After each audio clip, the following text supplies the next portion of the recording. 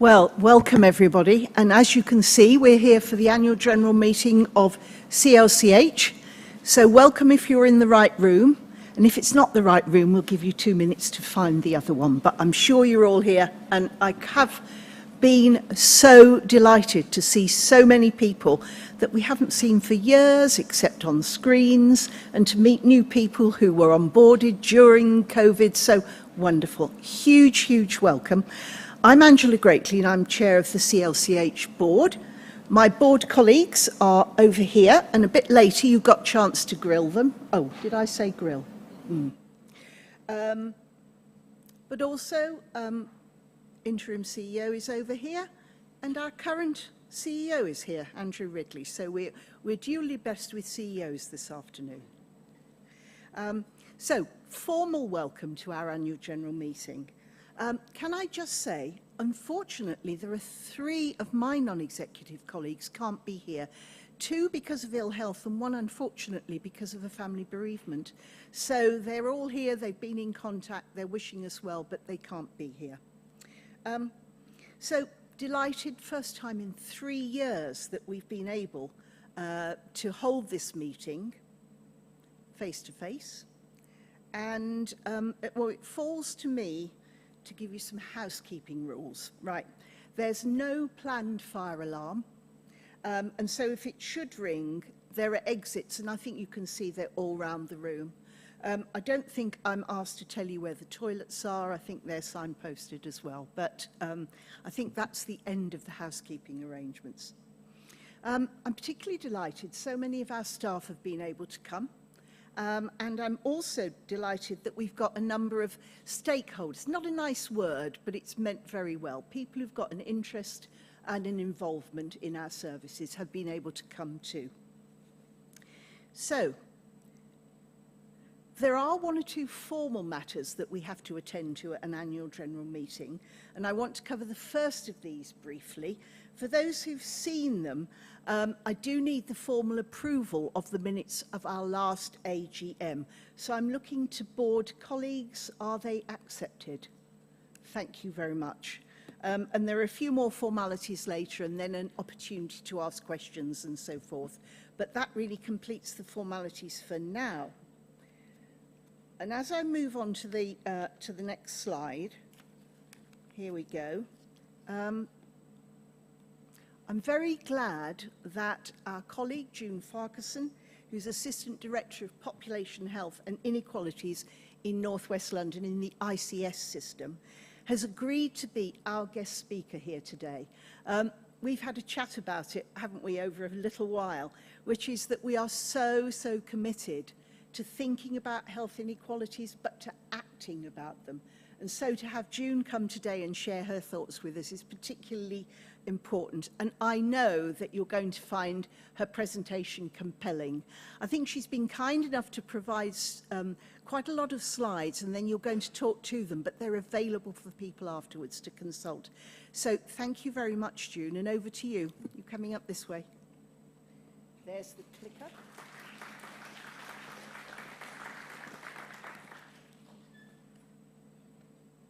Going to blame James for this one. When the request came in, I didn't think it was a request. Said, June, can you come and do a presentation on inequalities? And when I saw him a couple of weeks ago, I said it wasn't really a request, was it, James? He went, no. So thank you for inviting me. So as Angela said, I'm June Farquharson, and I work across North West London ICB. I look after health inequalities, and I guess for me today it's an AGM. So it's an opportunity for us to reflect where we are in terms of inequalities and some of our population stats, but it's also an opportunity for us to celebrate, both from a CLCH perspective but a North West London perspective, what we've achieved. But I think finally for me it's also about recognising how much work that we have to do as well. So just to bring a bit of background and context, at the CLCH Inequalities Conference, I spoke there and we highlighted some of the key headlines around inequalities across North West London and what communities are particularly affected. And I think even today, it's right, even though people who were on the call probably think, June, we heard that one before. But I'm not going to make any apologies. I think it's really right that we look at some of that again, because it sets the scene, and then it really tells us what it is that we're here to talk about. I think as well, though, some of this conversation today has got to be about the emergence of the Integrated Care Board and what opportunities that brings for us to work collectively to identify health inequalities. And for me, it's really about, those of you that know me well will know that I am now saying, okay, we've analysed the data, we know where the areas of deprivation are, and I know for CLCH it's beyond North West London that you cover. But for me, what I need to really now start seeing, both in myself and with my colleagues, with our communities, is moving, for our communities to tell us that we're now moving from talking about it to action. So as I've said, I guess my conversation with you today, because it is a conversation, is a combination of reflection, acknowledgement of some of the issues across our system, but it's also looking forward, and I'm hoping that we develop a different narrative. So let's just start with the acknowledgement. And when I talk about acknowledgement, I always start with our population. So I'm not going to stand here and talk about our corporate objectives. First and foremost, I will mention those in a minute, but actually why we're all here and why we want to talk about inequalities is really for us to think about our population, and I've put it in the context of North West London for now. So we have significant health inequalities in North West London and high levels of deprivation, and we all know that across the 8 boroughs. And the correlation to that is if you've got high areas of deprivation and there's an overlap with ethnicity as well, you're obviously going to have poorer outcomes. So I'm not going to stand here and go over all of the stats, but just to highlight some of them. In Brent, in particular, 33% of people in Brent, if you live in Brent, you've got a 33% chance of living in poverty. And I'm sure we'll all understand with the current cost of living crisis, that's probably magnified even more. I'm sure if I asked my colleagues to run these stats again, it's gone up even more. There's other stats here, but I think the one for me is around life expectancy. So if you live in one of the deprived areas of Hillingdon, you're 7.2 years more likely to have lower life expectancy if you're a man, and 5.5 if you're a woman. So I guess our message is around equity and making sure, for me, it's that when we run this in a year's time, if I'm invited back, that we can start seeing some changes in those stats. It's not going to happen overnight. This is years and years and years of history. And sometimes I say, you know, it's 60 years for some of our population, but actually, if you catch me in one of my deep days, it goes back far greater than that. There's some more stats. I think the key highlight for me is the level of unemployment rose as a result of COVID. And people often say to me, June, what's unemployment got to do with health outcomes? Well, I guess my point always is, if you don't have a job and that's your main worry, and then you have one of us coming to tell you about a diabetes program, unless we can come with an answer of, and this is how we will use ourselves as an anchor organisation to help you find a job, we're not going to build that trust in our community, and they're not really going to be willing to listen to our messages around eating avocado and looking after themselves. Yes, it's really, really important. Of course it is. But it's just providing some of that context that some of our communities are living in and some of the challenges that they face.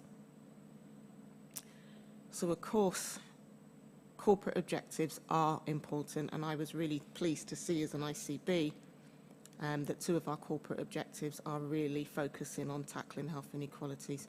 We've got population health management and we've got preventing ill health, but I would even argue and say C and D they're both also relevant, because actually if you can reduce people from deprived areas from DNA in their outpatient appointments and improve efficiencies in the system, then that must benefit the system.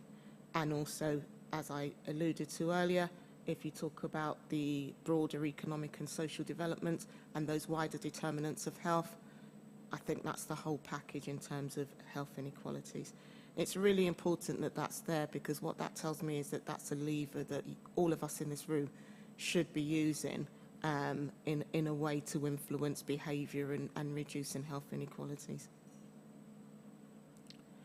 And for some of our communities, the impact is even greater.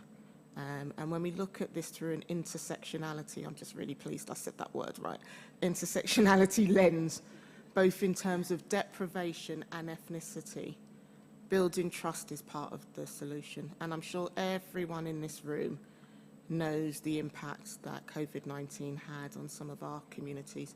They know the impact that it had on some of our black communities. They know the impact that it had in terms of vaccination uptake. And I'm sure we've all heard the stories where some of our black communities have said that there is a different vaccination for black people than there are for white, and so therefore they're not taking it. And these are really intelligent people. These are intelligent people that are even in my own cohort of family and friends. But what that tells me is that there are barriers, and it's nothing to do with COVID-19, and it's actually nothing to do with vaccinations. But one of the things that it really highlighted there was a lack of mistrust in some of our communities. And when we are looking at a new narrative of how we are going to change the patterns of health inequalities, then we must look at those wider barriers. Why are people not coming to our services? Why is there bad outcomes? Why do they not trust us? And people might think, well, that's not my job, but actually it is if we're going to make a difference. And if I'm going to stand here this time next year and say that those life years are better for those people that live in those deprived communities. So when we put it into the context, and this is a map of Brent, and we look at it in the context of intersectionality, we can see how hard the challenge is. So you've not, in somewhere like Brent, where I live, you've not only got deprived communities, you've got areas of high ethnicity. So for me, the focus of what we need to do when you're looking at those areas are even more prevalent. And when you're looking at it from a disease perspective, asthma as an example, there is also a correlation between asthma, again in Brent, disease prevalence and ethnicity. And when we look at ourselves as anchor institution and we're looking at carbon emission, and I'm talking to sustainability leads, I will say to them, well, actually, it is your responsibility, because when we're looking at carbon emission, we should be putting our efforts into the areas where we've got such high prevalence in some of our diseases. And my favourite one, diabetes, just to highlight the point. Again, Brent, when you look at diabetes and you look at the prevalence amongst our ethnic minorities, I think my key message for this is that we have to get to a place where we're sophisticated enough now to say these are the areas that we should be targeting, and these are the areas where we should be focusing, and these are the areas where we know we should be making a difference. So I started off this conversation saying that we need to stop analysing and we need to turn to action.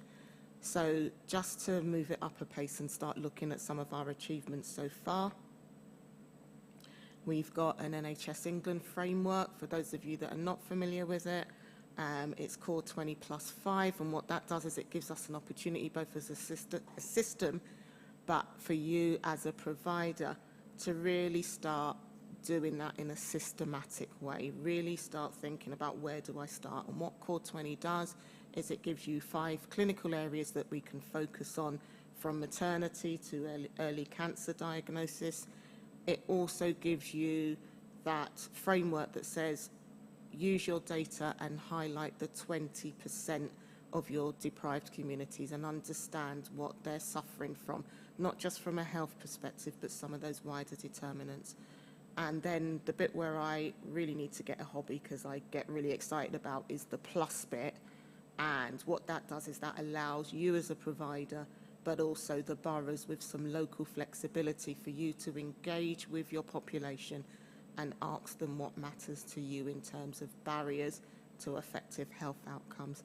And that's some of the work that we're going around doing now. We had a session in Southall, and I got talking to a chap the other day in his 80s, and he said, Isolation, June, is probably my key issue at the moment. If I didn't have some of my clubs to go to, my health outcomes would be a lot worse because my mental health would be a lot worse, and I'd neglect myself and stop thinking about myself. And those are the types of things that we need to start engaging and thinking about. People have said, well, can we have some tools, June? And I'm not going to turn this into an academic lesson, but just to give you a flavour of some of the things that we're doing in North West London, we're trying to start describing the approach, and it's not something that we all have to run with, but what it's really saying in essence is, look at the data, identify where your cohorts of people are, but I would add to that and say, actually, when you identify where your cohorts of people are, go out and validate that assumption with your communities. Just making sure, because not all of our communities are going to be in our data set, and in fact some of the people that we should be looking at are not going to be within our data set. Then you start really thinking about what infrastructure do I need to do something about it, and it could be a task and finish group, it could be change into policies, it could be a number of things, but what we're really saying is you need to start working with partners, which is the third block, to start thinking about some of those solutions. Because if we're really going to have that change of the narrative, we need to start asking our communities, what matters to you in terms of intervention? So it's perfectly fine to go to them with some ideas, but really what we need to do is just check with them that those ideas would be palatable to them. And here we've created a focus on approach, we call it.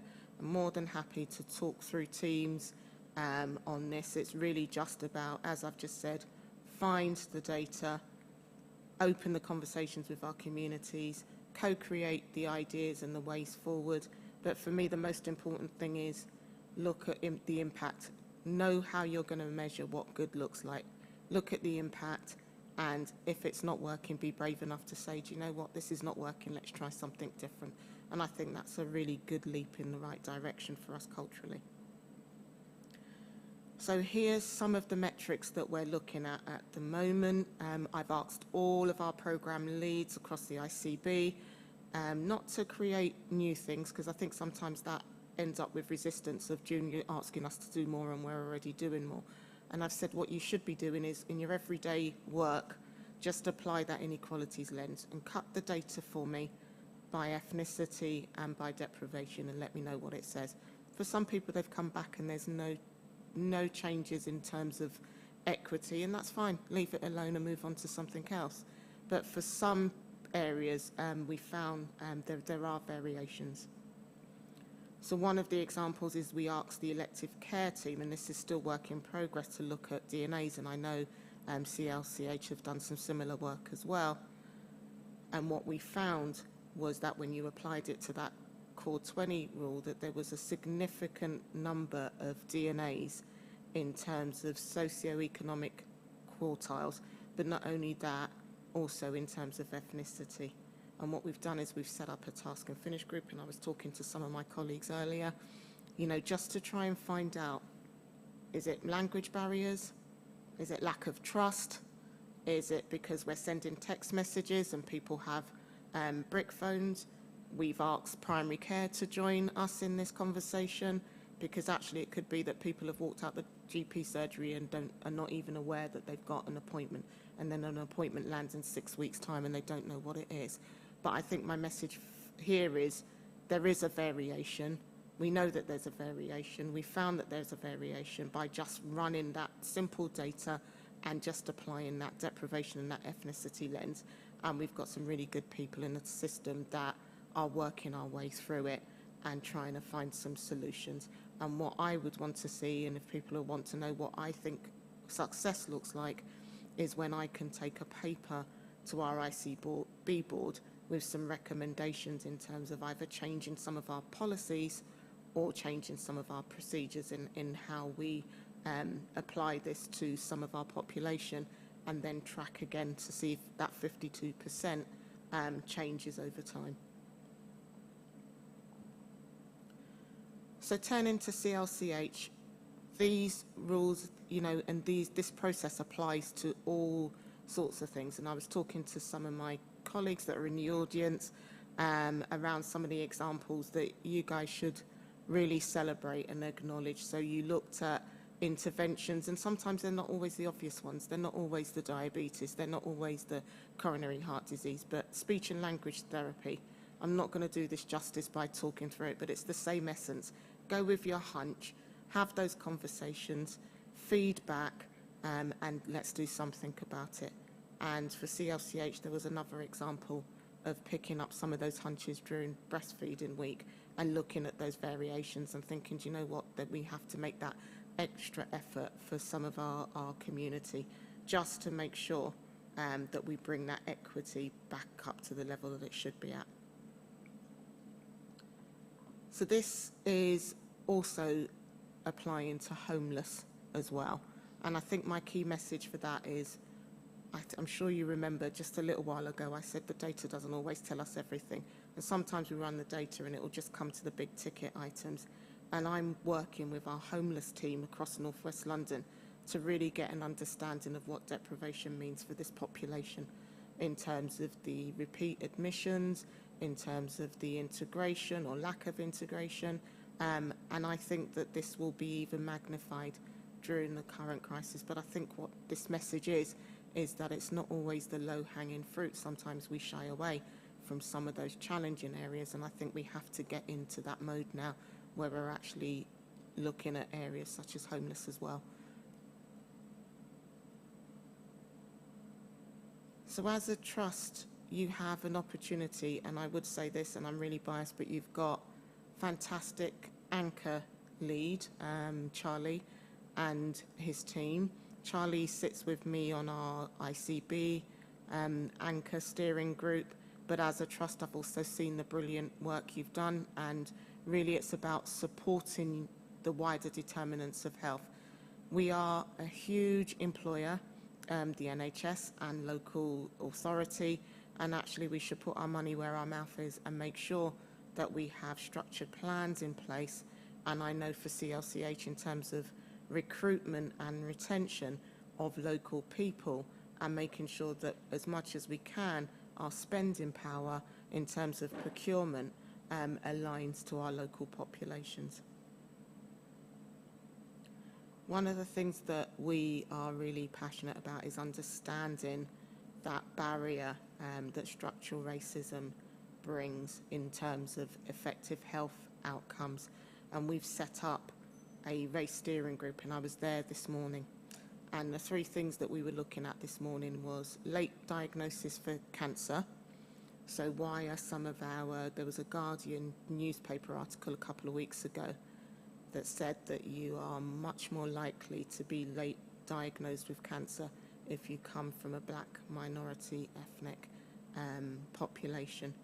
So we raised that at our race steering group, and we're going to commission some work to understand why that is. So that's not around, that's more around late diagnosis. We need to understand whether that's referral patterns. We need to understand whether it's a lack of mistrust, but we also need to understand whether it's the experience that some of our population have when they're in services that will put people off of going when they have symptoms. But this is just a list of some of the other things that we're doing, and I think my message here is this list was pulled together with some of our community leaders. We asked them, what's the things that you want us as a race steering group to look at? They said things like, we want young people because they're our future, June. They also want us to look at workforce. One of the things that we said that we would do today is hold some focus groups with some of our leaders just below director level to ask them what are some of the real barriers to you not getting promotion. The real barriers, not the ones that the res data tell us, but actually get an understanding of what some of that softer stuff is lacking for some of our black minority ethnic staff. So some real interesting things. I didn't even have time to have a lie down after that meeting before I came here. So looking ahead, so we've got an opportunity that we are building our 5-year ICB strategy. So what's some of the things that we can continue to do?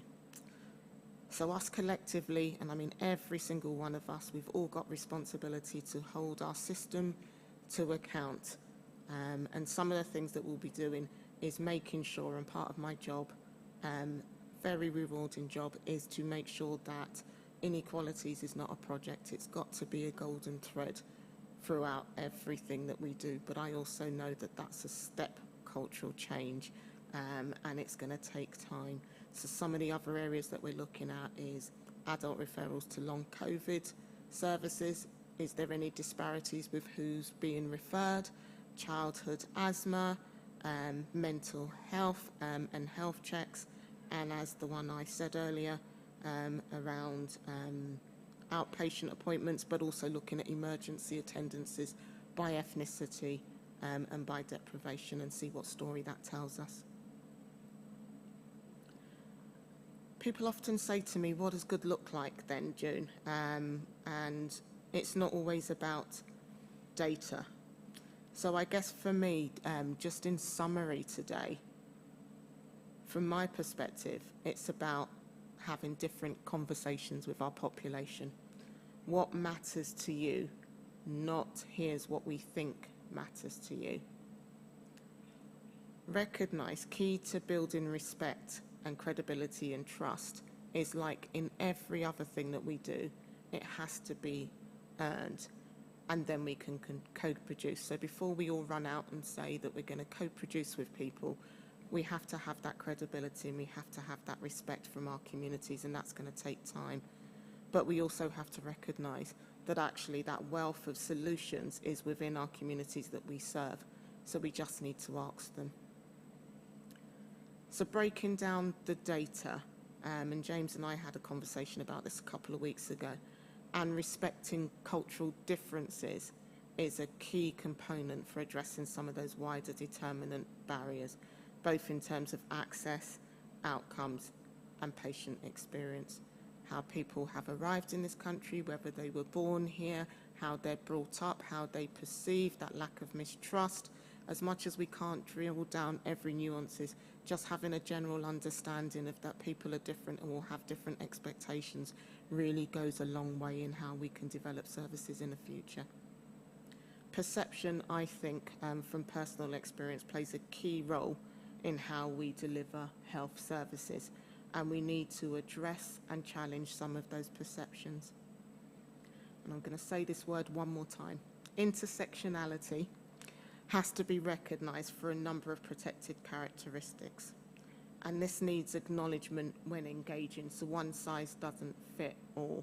And for some of us, we're female, we're black, we're disabled. You can't just say, let me have one individual outcome for that person, because actually that's multifaceted, and you might just have to dig a bit deeper and understand for each of those three intersectionality components, they might require a different outcome. Understanding the history and the entry pathway for some of our population, as I've said, it really, really does give us a better understanding when we're co-designing, so we can go in and have those conversations with just that level of confidence, and actually just start that conversation with some of our population saying to us, would you know what, you actually understand where I'm coming from, let me have that conversation with you. So what's our takeaway for CLCH? I've come from a commissioning background, don't hold that against me. But I think, you know, for me, it's really about all the clinicians in the room when you're going through your everyday intervention and you're having those conversations with your patients. Actually, as a commissioner, I would want to know what some of that feedback is, and where there are patterns, I would want to know that, because I would want to make sure that we shape our services dependent on that feedback and influence at board level whenever we can. Commissioners depend on your feedback, local knowledge and steer, and sometimes, as my colleague said, you know, just turn those hunches and experience into rapid action, make sure that we target that in the right place. think that's me. I can start breathing now, but thank you so much for listening.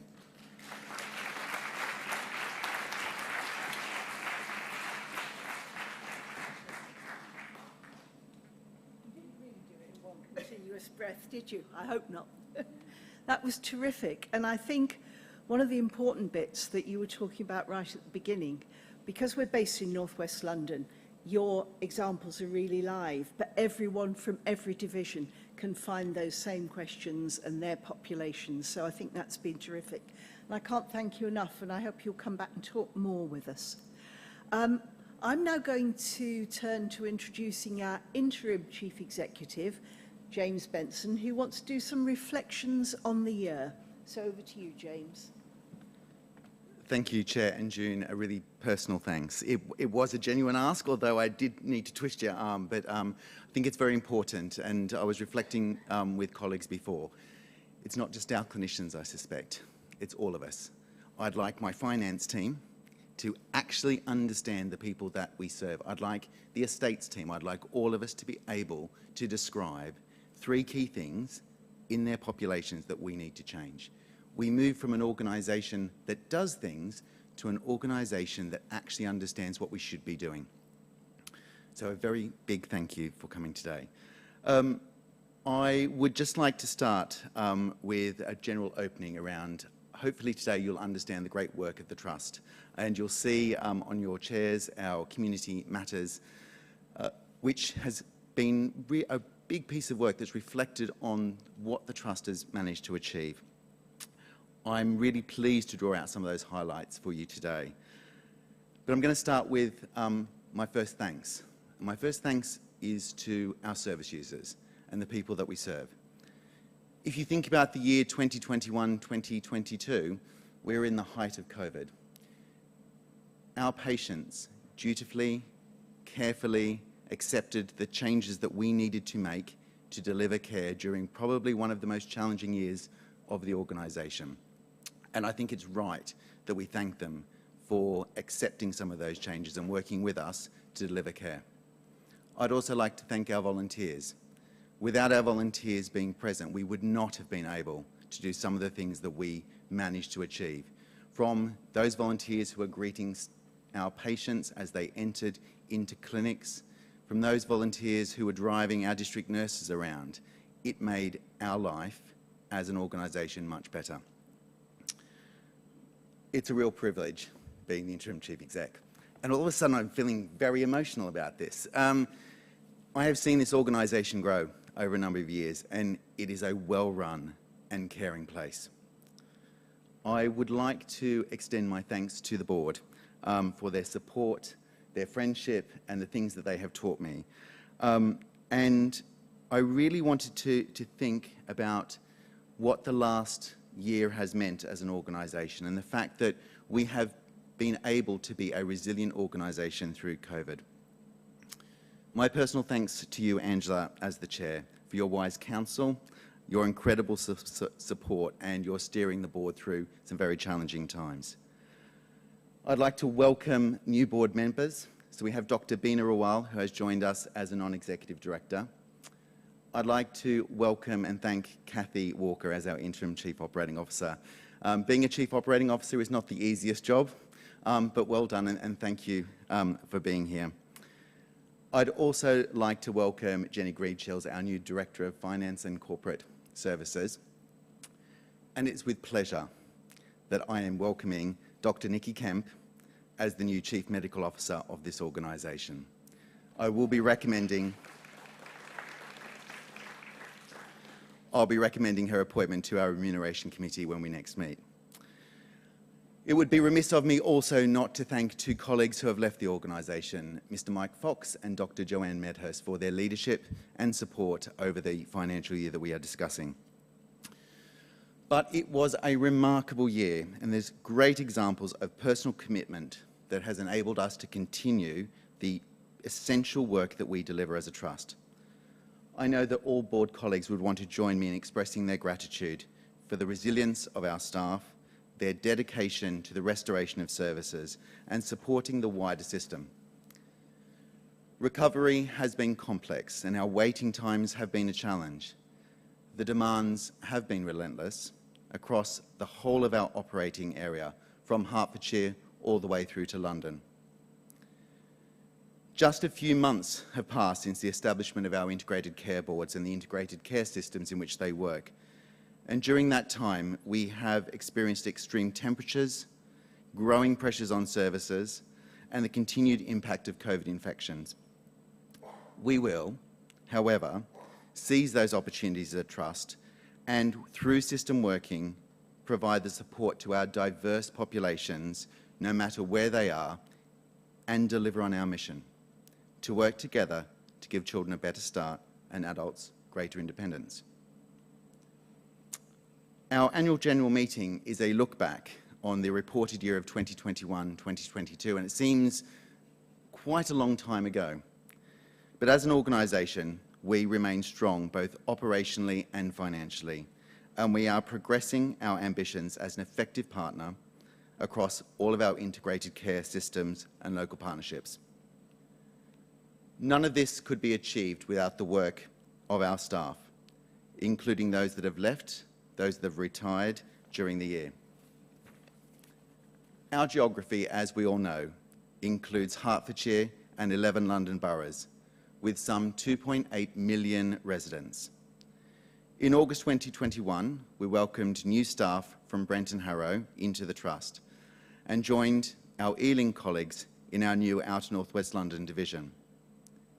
This was a real opportunity to realign our geographies, and I'm pleased that we now have 5 geographic operating divisions where we can actually focus on the work of the Trust, looking at the health of the populations that we serve. During 2021-22, we averaged 10,000 contacts a day. It's huge. As an organisation, we have treated COVID-19 patients in our inpatient units. We've cared for vulnerable people in their own homes. We've set up virtual hospitals, virtual wards to provide care closer to home. We have a long COVID service to assist management of disease for this population. And we have stepped up to deliver the national booster vaccination for more than 9,000 people in our communities. Last year, we made a commitment to report back to you on the refreshed organisational strategy, our equality and addressing inequality work, and our green initiatives.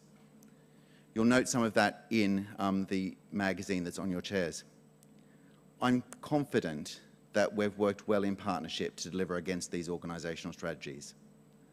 The 4 priority campaigns that underpin this strategy for promoting equality and tackling inequality are progressing well, and that we have a clear picture on the service users in order to help identify those who have the greatest need and those whose outcomes we should improve.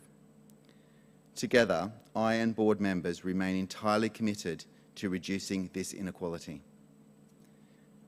There's been also excellent progress made in the partnership of our green champions to achieve a more sustainable, greener future. As our Director of Improvement constantly reminds us, the earth is our home, we must look after it. In caring for our home, we care for each other, and we will reduce the health burden. More recently, in July 2022, we agreed our refreshed clinical strategy, which will last until 2025, and this builds on our public health intentions and ambitions. It recognises the need to be agile and responsive to ensure that we deliver on the outcomes for our patients. That's about being personalised, connected, and supporting care at home within our integrated care systems. The executive team recognise that more can be done to also improve the working experience of our staff and look at how we engage with our staff, and specifically our staff networks. We recognise that the cost of living crisis is a concern for us all, and particularly for some staff, and we are trying to alleviate this as much as we can. This is something that all of us, as an executive and a non-executive team, are committed to. We're committed to the provision of high-quality, compassionate care, and that starts with compassion between us as colleagues. I am immensely proud of this organisation for the care that's delivered on a daily basis, to the staff that deliver that care and their continued commitment, your continued commitment to us delivering the best care we possibly can. I'd like to thank you all for all that you have done and all that you are going to continue to do this financial year. But it's with pleasure that I invite the Chief Executive of the Trust, Mr. Andrew Ridley, to say some words to us.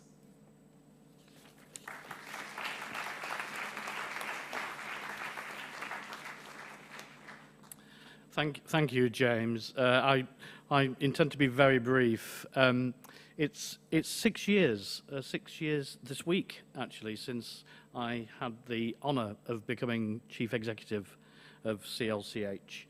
And during those 6 years, the organisation has changed enormously. It's grown enormously, and of course, we've dealt with a pandemic, all of us collectively.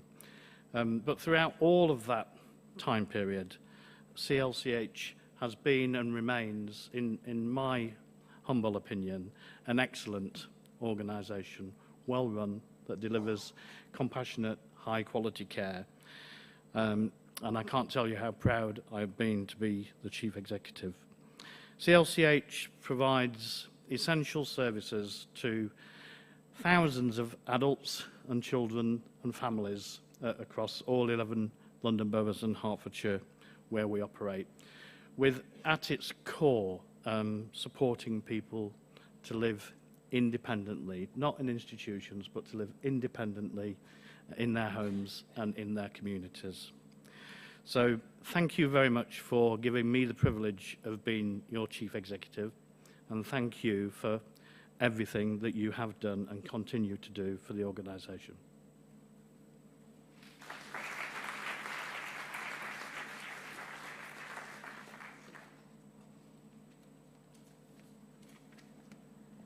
Well, thanks both Chief Executives. What a privilege it is to have two really great people like that and make great presentations. So thank you very much indeed.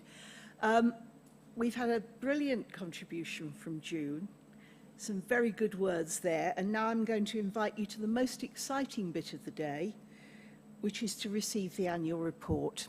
I'm sorry, I always say that, and that's not very good for the colleagues who've worked so hard on it. But in order to complete the formalities of the day, we are required to receive the 21-22 annual report and accounts. They are agreed in advance because they have to be submitted to the Department of Health, and they are published in July as required. But my sincere thanks to Audit Committee colleagues who actually prepared all of those.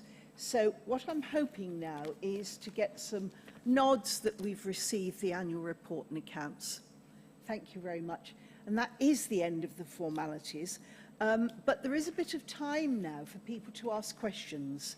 And I think both, you've got the formal annual report and accounts, but you've got that absolutely super annual review. And I hope you'll take them away with you. And I hope you'll have a look at the figures at the beginning, because, you know, I've seen them so many times, but I keep looking at them and thinking, gosh, don't we see a lot of people? June, don't we have a lot of opportunities to make people's lives better? And that's really what you were saying to us. And don't we have some fabulous staff to be able to do all of that work? So it's a terrific piece of work, and I think it's very impressive. And show it to your friends and neighbours when they say, what is it you do? Well, this is what we do. So, terrific. Now, we've had some questions sent in advance. I'm looking to our Trust Secretary here, Jane Walbridge, and I've got a copy of them here. I think, Jane, what I'll do, if you agree, I'll read out the questions, and then I'm going to direct them to the members of the board team who are going to answer them. So, this is on our report and accounts, and these have been received in advance. So the first question is actually going to go first to Charlie Sheldon, our Chief Nurse, and it's how is the Trust supporting staff to remain safe from COVID, but from other infectious diseases. So, Charlie, your question. Thank you, Angela. Now, I have to start with vaccines because in the audience, of course, not to embarrass her, we have our Assistant Chief Nurse for the vaccine programme. And this is a really important point. I think it's fair to say when we invented, or someone invented COVID vaccines at the start, Dr. Medhurst and myself had a really long debate about at what point would we recommend the vaccine, given it was developed so quickly, and when would we have it. And that's key, isn't it? Because, of course, the thing we've got to do is build trust in our staff to feel that they understand why the vaccines that we have are important to protect them and their families, but also that they can ask questions. So I think the thing we're really pleased this year is that we've been able to make our vaccine team for staff permanent, which means we now have a group of clinicians that are pretty expert in this area, and I hope will answer the questions that we all have about vaccines going forward, and that they are accessible. We also need to recognise, I think, that whilst we support staff to get vaccines, that they don't feel pressured. People have a personal choice to make, it's informed, and we will be there if they need it. So vaccines are my first point. My second point, and again to not embarrass, but we have some of our brilliant infection control team in the audience, and actually one of the important things we also need to do is continue to have clarity as guidance changes. And we all know, don't we, during COVID, it was you know, or changed on a daily basis. We didn't have evidence, and so we need to remain committed to ensure that we give staff really clear information and that we're available to help them navigate through some of these complexities. So that's really important, and it doesn't matter if you're clinical staff or non-clinical staff. And then thirdly, it's around prevalence and IPC and how we react to not just COVID but other viruses such as flu. And I did talk earlier, and I think Nikki, our new Chief Medical Officer, was going to say a few words on that, Chair, if we may. So, yeah, what's really important, Charlie touched on, is that we make the environments that our staff work in as safe as possible in terms of the infection risk that's there. So that's with our infection prevention control teams, and we make sure that we align to the hygiene code in terms of making sure that we cover that. We make sure all our staff are trained in infection prevention control and really making sure that those environments that they work in are safe, and we minimise that for them. And that sits across both a sort of preventative aspect in terms of them wearing masks, in terms of them having PPE, in terms of having things like antimicrobial stewardship, but it also really sits in terms of that reactive side. So if we do get infections occur, whether it's flu, whether it's COVID, what we actually do is we have processes that we make sure we control how that would potentially spread in the organisation. So I think it's alongside all the vaccines and the preventative side from PPE, but also making sure that we actually, if those infections do occur, which will happen from time to time, we make sure that we manage them really carefully and safely. Okay, thanks very much. The next question, which is going to be addressed to James, and James, you might want to come up and use this microphone. I'll move away from there. Will the Trust be merging with other community providers in London? So I'm glad to avoid that question, James. So it's quite simple. There are no plans to merge with any other community trust in London. But working in partnership is different. We have gone from a place where we have been in open competition. We have colleagues who have joined us through that level of competition, and that has been a challenge. That's been a challenge because different organisations have lost things, we've lost things, we've gained things. But the drive moving forward is about being in partnership. And that doesn't mean we need to merge organisations. It is about working together to address the needs of our populations. Thank you. Thank you, James. So, the next one is going to be picked up by Luella Johnson. And the question is, has any action been taken, i.e. not plans, discussions and conversations, but things that have actually happened, to help staff manage the cost of living crisis and to support their well-being? Thank you, Chair. I will answer the exam question, things that we have specifically done. There is a cost of living task force. Colleagues looking around the room are part of that. But what have we done specifically? So one of the things we were very conscious of back in June, July, was the impact of the increase in fuel prices. And what we were also conscious of is what can we do to help our staff in the role they have for CLCH in helping patients and service users. And so we and others looked at how we could improve the fuel mileage rates. James was very key, both in South West London but across London, in driving through the increase that we implemented in July and which we will continue to take forward. So that was a very practical way of saying to people, here is something that will help you address a very in-your-face issue, the rapid increase in fuel prices.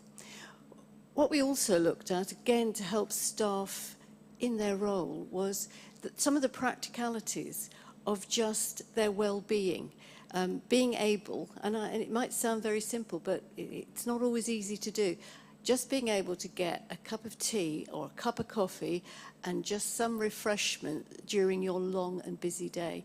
So a lot of logistical work, and my thanks and commendation to our operational colleagues. They've got through the practicalities of getting tea and coffee out at sites to staff. Now, it won't be all of our 400 sites, but we've managed it logistically so that you should be able to go to a site near you and take what you need in terms of tea and coffee and take it to wherever you do work. It is if you've ever been at a site where that isn't on offer, you notice it. And putting that in was a very simple and practical way of helping staff just with their well-being, as well as just a practical offering. In a similar vein, there is an initiative where we are part of as well, which is called Period Poverty. It can be very expensive just dealing with the cost of tampons. For those who know about it, it's month in, month out, year in, year out. So, and it is a cost that you can't take for granted. And so what we've done in very practical terms is just enable local people to purchase and provide tampons at sites. The other thing that we've done, which I think is perhaps, again, can be understated, but was by the response we got from staff at the webinar we did in July, I think was really helpful. And that is just navigated and signposted staff to a lot of information and help that was available through a lot of organisations. And I think from the responses that we got from people on the day and following up and the information that they needed from us, it was clear there are gaps in people's knowledge, and just being able to provide them with information on where there was where they could tap into benevolent funds, for example, advice. All of that, I think, is a very practical way in which we've tried to look after the mental as well as the financial well-being of staff. Thank you. Thank you, Luella. That's really, really helpful. Looks like there's a follow-up question, so I'm quite happy to take a follow-up question before I go to the next one. The roving mic is coming your way. I've always wanted to say that. Hi, I'm Sarah Jane Lawson from the Hertfordshire Division Community Team. On the back of your cost of living crisis for the staff, what is CLCH's thoughts, stance and strategy in regards to the upcoming RCN strikes and ballot, and also pay? Because that does come off the back of people that are living on the breadline but still working, loving their job. What is CLCH going to do to help in regards to that? And I know it's a big question, probably with a very long answer, but just a short, just what is the actual strategy you've got to help in regards to that pay and things like that? Because that is part of cost of living. That is what is going to impact for our staff, for ourselves.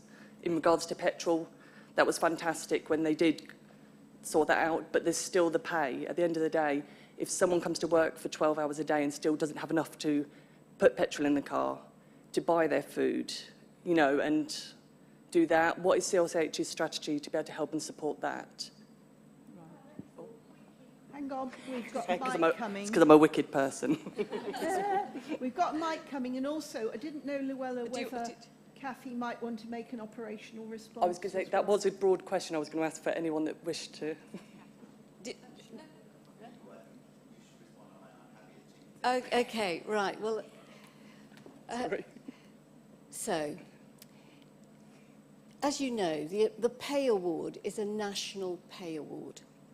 And for CLCH to try and do anything that cuts across that is not helpful. It doesn't help either from a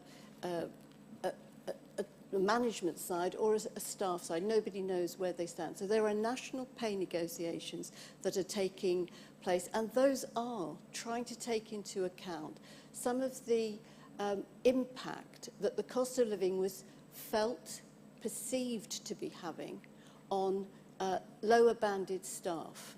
So as you know, there was this flat rate amount that went, right. So hopefully that will try and have some impact. But I have to tell you that in talking with the cost of living task force, one of the messages that has come across is you cannot generalise. You cannot generalise that it is lower graded staff that are facing financial difficulty, because that is not the experience. We are 1.4 million people in the NHS, and we are very varied in terms of our backgrounds. For some people, working in the NHS is their main job. They may be the main breadwinner. For others, it is just something that they do as a part-time, and they've got other people in their household who are also providing. So there are just so many variations on that. I don't think individually, as a trust, CLCH can say to you, and it'd be very dishonest, to say we can do anything through the pay award to solve this. That is something that has to go through the negotiations and the discussions. But I do think that where we come back to is we are using public money for patient care, and we have to do that very wisely, which is why the topic we picked was fuel, because it directly enables staff to do their job and look after patients, do the job that money was there to address. Other things that we're going to look at will also help maintain services to patients, but hopefully also help staff in the same way. I think one of the frustrations for the task force is there are lots of things you want to do. They cost a lot of money to do, and they don't make the impact that you want. So we've had to make some really tough decisions. And, you know, I think I've probably said as much as I can about your wicked question, and I'm happy to offer... No, that was very good, Yeah. as I said, because it's about retention of staff as well, and that's what we're seeing. It's people that absolutely love their job. We're community, district nursing and care home. So the fuel thing was absolutely, we had that all come back. Can I just say as well that I've got a couple of other colleagues who want to come in. So if you're happy, this is obviously a really important bit of the conversation. So shall we take another couple of contributions? Yeah. Thank you. And thank you for the question, though, because it actually has provoked, you know, I can see people thinking, yeah, this is really central to our lives. So Charlie wants to come in, and then James, before we move to another question. Thank you. So I'm also a member of the Royal College of Nursing, so there will be many members in the room. I think it's really important that you know, as nurses, others, but in terms of your specific question about the Royal College of Nursing, that as Chief Nurse I support the information that is being given by the Royal College of Nursing and others to support the recognition of the important job that nurses and other professionals do. And actually yesterday I was at the Chief Nursing Officers Conference, and we made a commitment in the afternoon with Pat, who's the General Secretary of the Royal College of Nursing, that we would all support the work we do to recognise professions, all professions in the NHS. So I do want you to know that we are working quietly behind the scenes to influence where we can, and we will continue to do that as Chief Nursing Officers as well. Yeah. Last word from James, and then we'll move on to another question, but a very good conversation to introduce, very topical. It's always good to be questioned by your own staff, because that is why we are here as a board. I'm just going to go to a few truths that we hold. The first is about collective bargaining, and that we, as a board and as a trust, value our relationship with our union colleagues, and that needs to be stated. I want to state that openly here, because we do have a joint staff side committee, and we will work with our union colleagues whatever their decisions are. Clearly, we need to maintain services for our patients. We have done that before, and we will continue to do that. Collective bargaining is an important feature of the nature of our relationship, and that's why we can't do some of the things that I think would be easier to do. Us stepping outside of Agenda for Change and the fuel position was bold, very bold, to say to the regional director, we need to do this, because in effect, it wasn't about collective bargaining, it was about organisations saying, we are going to do this. But in terms of the strategy, I have grown up in my professional career in this organisation. There is something about how do we support our colleagues in this organisation, no matter what grade, to get into the next grade. Because the way we are structured, our grades have pay levels. So there is a personal commitment from the board, from the academy under Charlie and Holly, to develop our staff. To develop our staff no matter where you are in our organisation, no matter what you do. Because our staff are our greatest asset, and therefore we have a responsibility to develop them. In developing them, they are more likely to get better jobs, even if those jobs are not within our organisation. But that is the right thing to do. Thanks, James. Moving now to a question which is about a very specific set of services. So the question that came in, and it's going to be picked up by Kathy Walker, interim COO. I already know that for the borough of Ealing, CLCH runs the health visitors and school nurses. Are there any further community services that CLCH runs in Ealing? It's a very big borough, of course, isn't it? It's a huge borough. If it would be quite helpful to know what they are. And given that West London Health Trust also runs services, I hope there is much collaboration and harmony over both providing health community services, both trusts providing in Ealing. So that's obviously somebody who really knows that borough of Ealing quite well, and quite keen to know that we're not engaged in that kind of competition that you were talking about earlier, but working collaboratively. Kathy. Thank you, Chair. Yes, we do provide a range of children and young people services in Ealing, and we do so in a very integrated model with our partners from Ealing Children's Social Care Services. So in addition to health visiting and school nursing, we do provide services for Family Nurse Partnership, the Healthy Weight team, and also early start family support. As well as within that integrated team, we have a range of social workers, and our teams are based in children's centres. And part of the question was about the relationship with West London Trust, and we do work very much in partnership with them. They do provide an additional range of children's services, particularly focused on specialist children's therapy, and clearly that's a really important partnership. So there's really good community provider arrangement in Ealing that we're well connected into. As an organisation, we don't provide any adult services in Ealing at the moment. That's very helpful, Kathy. And I'm going to add a bit now, but this business of working alongside others is really of growing importance, isn't it? And I think I'm going to ask you to comment on a statement. Very often when we talk at the top table, and our leading managers are talking with other trusts, then we're working through these issues of collaboration, building trust, learning to work together. My experience and observation is that at ground level, many of you do that anyway. It's the natural thing that you do. You work collaboratively. So, you know, if we can build that at all levels, that's important. Is that reasonable, Kathy? Yes, absolutely. And many of our clinical colleagues will have worked in multidisciplinary teams which will have stretched way beyond our organisation. So it's very much common ground for our teams to work in partnerships with others. And as you've said, with new arrangements in our ICS systems, we are very much working now in the collaborative world. But of course, it does mean there's a bit of a change there, because for some years we've probably worked at a middle level of the organisation, sometimes in competition. Yes. And so we recognise that that is a shift, and it's a developmental need for many managers in our organisation, and something that our clinical business unit managers, for example, are familiar with and are very keen to continue to develop skills around. Lovely. Thank you very much, Kathy. And I've now got a last question that I've been notified of, and it's to Jenny Greenshields is going to pick this up, our new Director of Finance. And it's quite short, but it's a real test.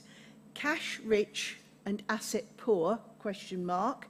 How will funding be used to improve our estate? Thank you, Angela.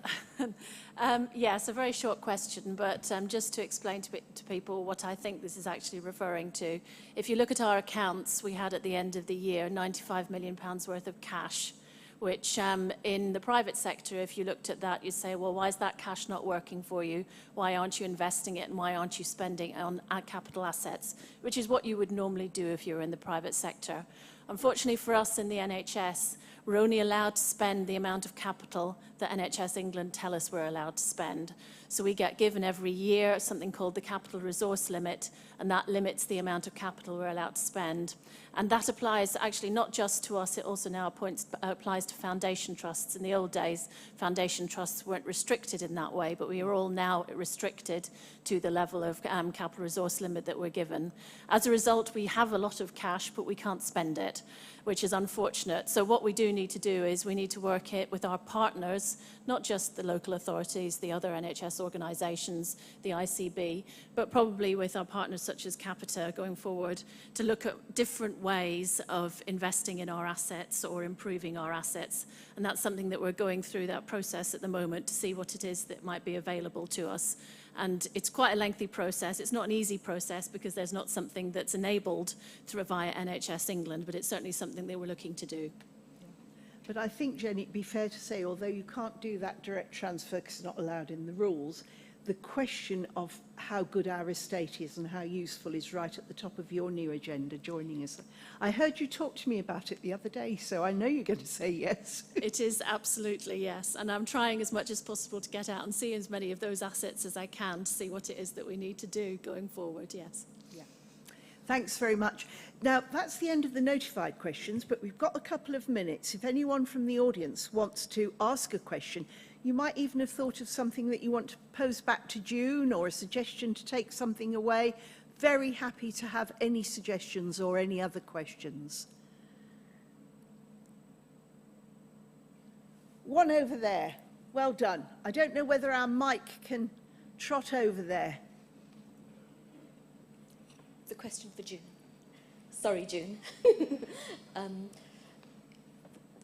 It was about targeted interventions and projects that as CLCH we might pick up within the community. And I know there's a link between, repeated admissions in acute, which potentially could be targeted in the community. How well do you feel that how adequate is our ethnic monitoring data to be able to drive some of those shifts out of the acute into the community? Great question, just when I thought I got away with it. Our data's there. I guess our data is there. We can break it down by ethnicity. You remember I talked about intersectionality?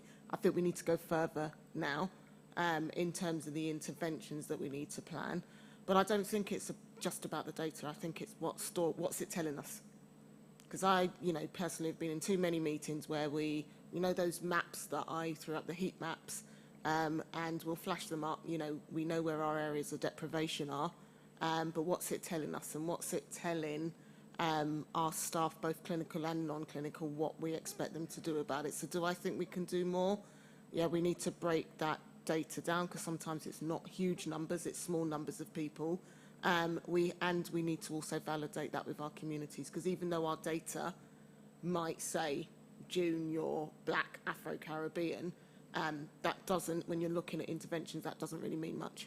Yeah, and I think this is the thing, that the data is still siloed and not shared in a way which potentially could drive interventions better. Yeah, and tells the story. Yeah. And I guess what we're trying to do is give some tips and some recommendations of, and these are the areas that we want you to look at. It's that balance of, we've got primary care networks not telling people, because people should be empowered for their local areas, but I think the reality check is in the system we have to at least give people some guidance in what they could potentially do, and I'm hoping that we do that.